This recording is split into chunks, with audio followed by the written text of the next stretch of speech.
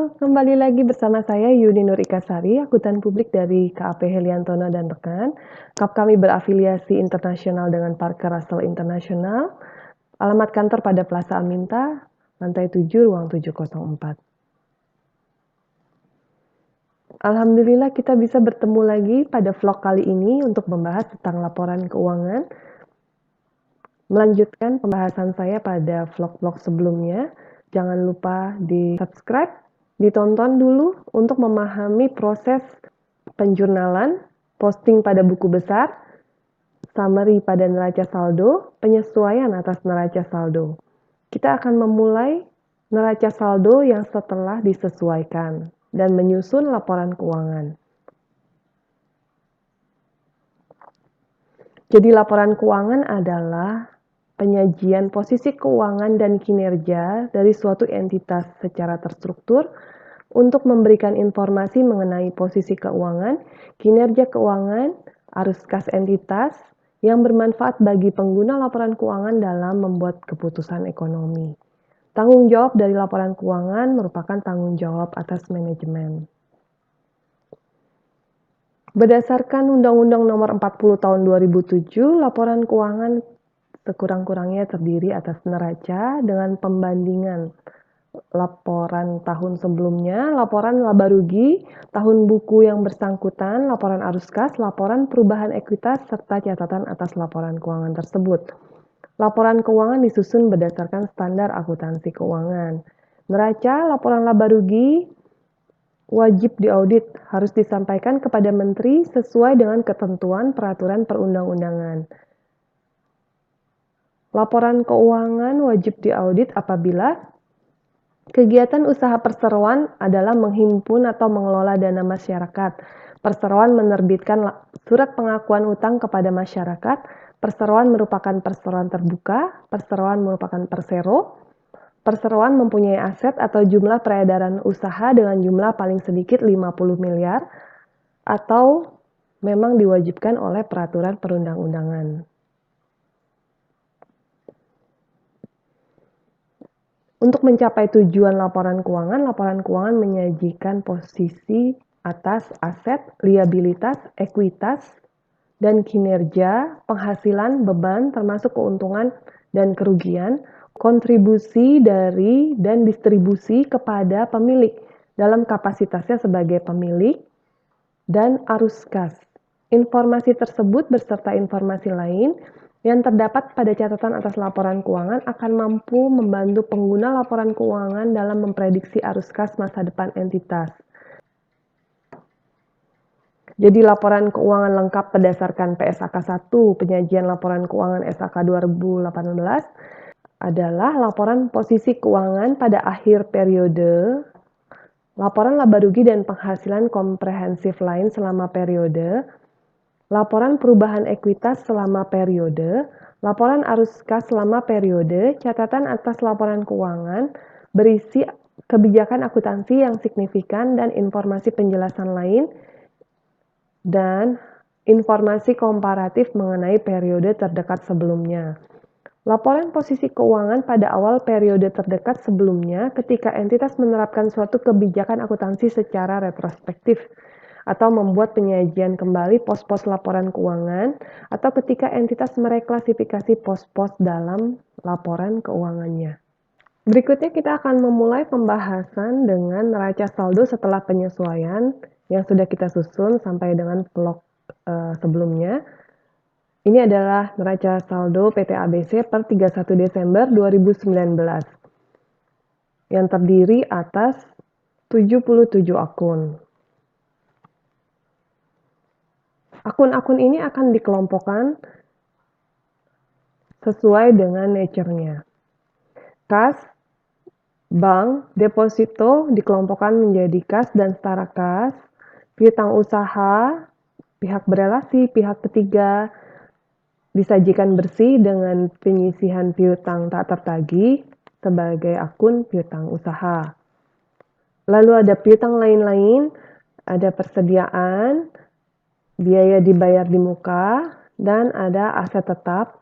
Aset tetap, biaya perolehannya disajikan bersih dengan akumulasi penyusutan.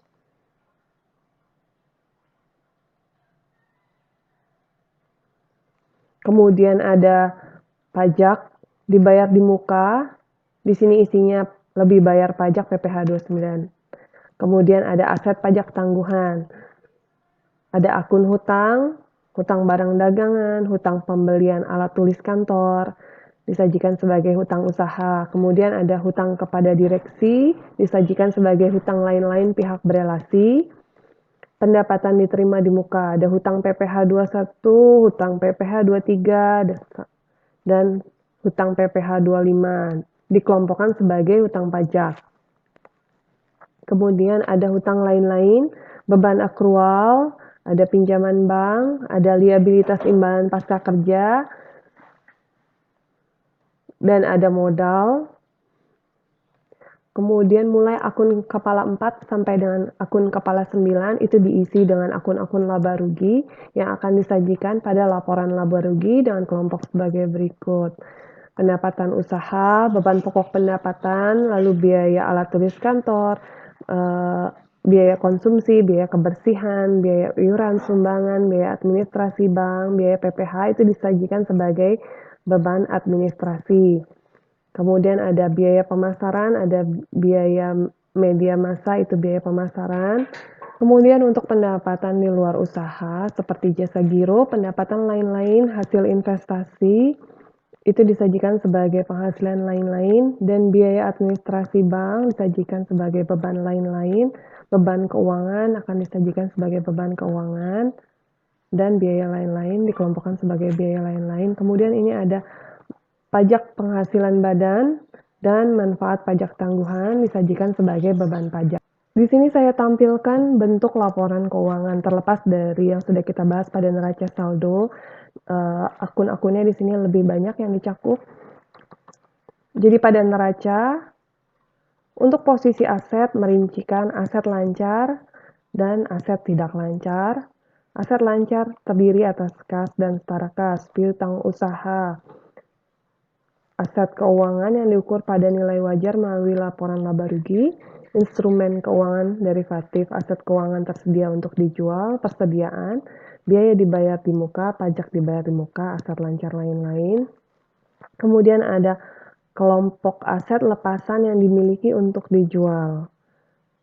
Untuk aset tidak lancar terdiri dari piutang non-usaha, pihak berelasi, instrumen keuangan derivatif bagian tidak lancar, lalu aset keuangan tersedia untuk dijual, bagian tidak lancar, investasi pada entitas asosiasi, investasi pada ventura bersama, aset pajak tangguhan, aset tetap, aset tak berwujud, properti investasi, dan aset tidak lancar lainnya.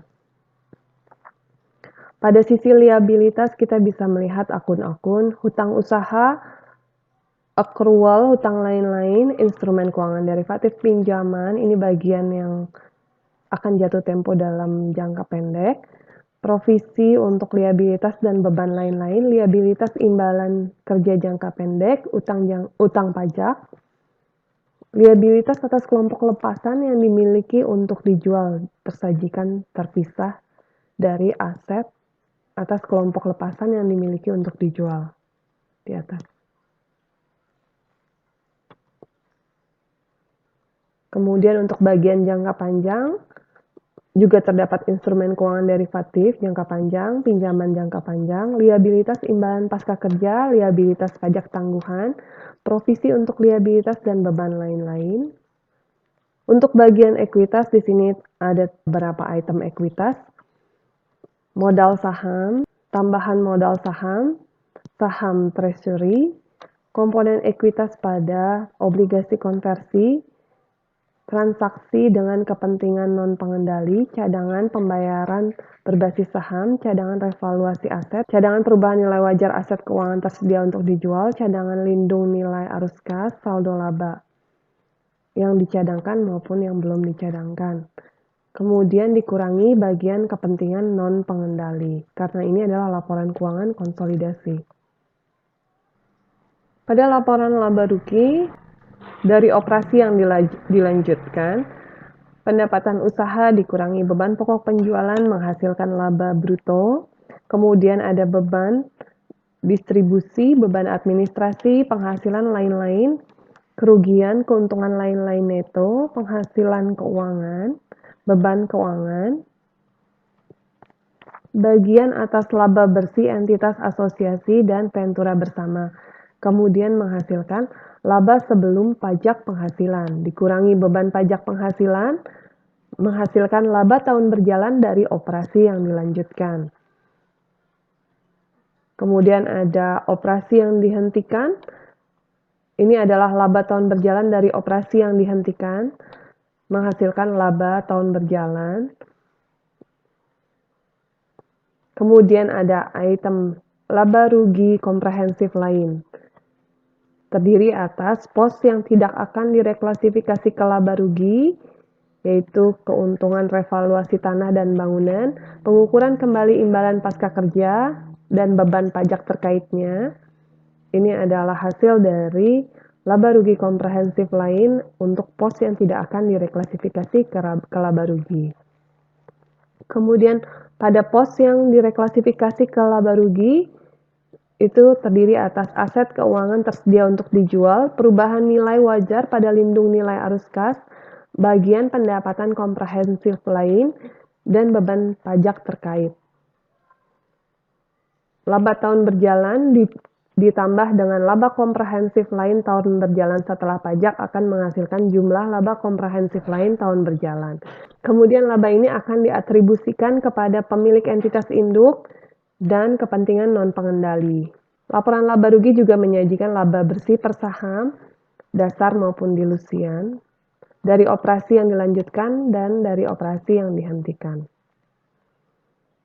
Untuk laporan arus kas, kita akan bahas pada vlog-vlog berikutnya tentang cara membuat arus kas. Laporan perubahan ekuitas menyajikan perubahan pada komponen-komponen ekuitas sejak awal periode pelaporan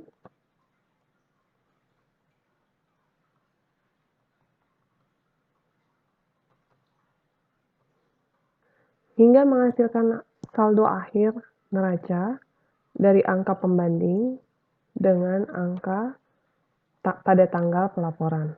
Kemudian setelah melihat contoh dari laporan keuangan, kita akan kembali lagi pada pernyataan dari standar akuntansi keuangan, bahwa laporan posisi keuangan pada akhir periode mencakup aset tetap, properti investasi, aset tak berwujud, aset keuangan, investasi yang dicatat dengan menggunakan metode ekuitas, aset biologis, persediaan, piutang usaha, piutang lain-lain, kas dan setara kas, utang usaha dan utang lain-lain, provisi, liabilitas keuangan, liabilitas dan aset pajak ini, liabilitas dan aset pajak tangguhan, liabilitas yang termasuk dalam kelompok lepasan, kepentingan non-pengendali disajikan sebagai bagian dari ekuitas, modal saham, dan cadangan yang dapat diatribusikan kepada pemilik entitas induk.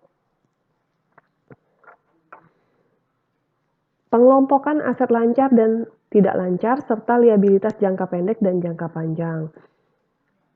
Entitas mengklasifikasikan sebagai aset lancar pada saat entitas memperkirakan akan merealisasikan aset atau memiliki intensi untuk menjual atau menggunakannya dalam siklus operasi normal. Entitas memiliki aset untuk tujuan diperdagangkan. Entitas memperkirakan akan merealisasikan aset dalam jangka waktu 12 bulan setelah tanggal pelaporan. Aset merupakan kas atau setara kas kecuali aset tersebut dibatasi pertukaran atau penggunaannya untuk menyelesaikan liabilitas sekurang-kurangnya 12 bulan setelah periode pelaporan. Untuk aset yang tidak termasuk dalam kriteria lancar di atas, maka akan disajikan sebagai aset tidak lancar, yang akan mencakup aset tetap, aset tak berwujud, dan aset keuangan yang bersifat jangka panjang. Liabilitas diklasifikasikan sebagai liabilitas jangka pendek apabila entitas memperkirakan akan menyelesaikan liabilitas tersebut dalam siklus operasi normal. Entitas memiliki liabilitas tersebut untuk tujuan diperdagangkan, atau liabilitas tersebut jatuh tempo untuk diselesaikan dalam jangka waktu 12 bulan setelah periode pelaporan, dan atau entitas tidak memiliki hak tanpa syarat untuk menangguhkan penyelesaian liabilitas selama sekurang-kurangnya 12 bulan setelah periode. Untuk liabilitas yang tidak masuk pada kriteria ini akan disajikan sebagai liabilitas jangka panjang.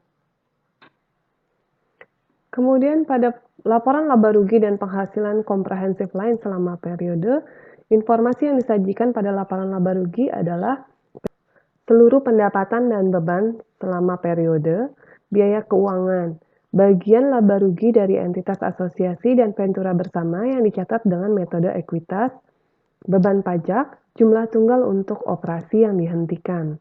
Pada bagian penghasilan komprehensif lain, yaitu pos-pos penghasilan komprehensif lain yang diklasifikasikan berdasarkan sifat dan dikelompokkan sesuai dengan SAK, yaitu tidak akan direklasifikasi lebih lanjut ke laba rugi, dan yang akan direklasifikasi lebih lanjut ke laba rugi ketika kondisi tertentu dipenuhi. Bagian penghasilan komprehensif lain atas entitas asosiasi dan ventura bersama yang dicatat menggunakan metode ekuitas dipisahkan ke dalam bagian pos berdasarkan tidak akan direklasifikasi lebih lanjut ke laba rugi dan akan direklasifikasi lebih lanjut ke laba rugi ketika kondisi tertentu terpenuhi. Pada laporan perubahan ekuitas, informasi yang disajikan adalah total penghasilan komprehensif selama periode berjalan yang menunjukkan secara tersendiri jumlah total yang dapat diatribusikan kepada pemilik entitas induk dan kepada kepentingan non-pengendali. Dampak penerapan retrospektif atau penyajian kembali secara retrospektif sesuai dengan PSAK 25 kebijakan akuntansi, perubahan estimasi akuntansi dan kesalahan. Rekonsiliasi antara jumlah tercatat pada awal dan akhir periode secara tersendiri mengungkapkan masing-masing perubahan yang timbul dari laba rugi, penghasilan komprehensif lain, dan transaksi dengan pemilik.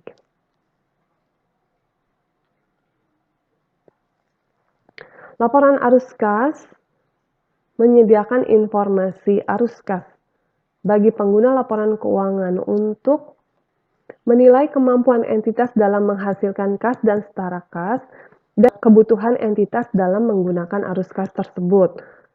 Laporan arus kas menyajikan informasi keluar masuk kas yang diklasifikasikan menurut aktivitas operasi, yaitu aktivitas penghasil utama pendapatan, entitas, dan aktivitas lain yang bukan merupakan aktivitas investasi dan aktivitas pendanaan.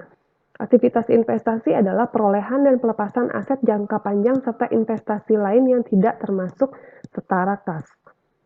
Aktivitas pendanaan adalah aktivitas yang mengakibatkan perubahan dalam jumlah serta komposisi kontribusi ekuitas dan pinjaman entitas. Saya akan membahas cara menyusun laporan arus kas pada vlog-vlog berikutnya.